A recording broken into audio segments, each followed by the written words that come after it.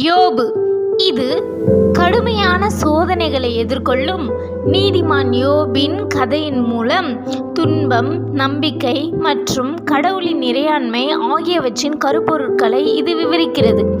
இது பழைய ஏற்பாட்டில் 18வது புத்தகம். இதில் 42 அதிகாரங்கள் உள்ளன. இதனை 3 பகுதியாக பிரித்து படிக்கலாம்.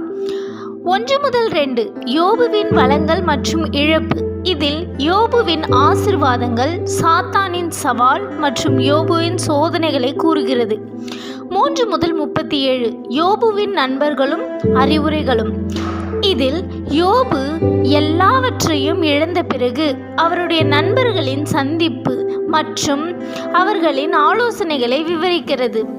38 முதல் 42 யோபுவிற்கு கர்த்தருடைய பதில்.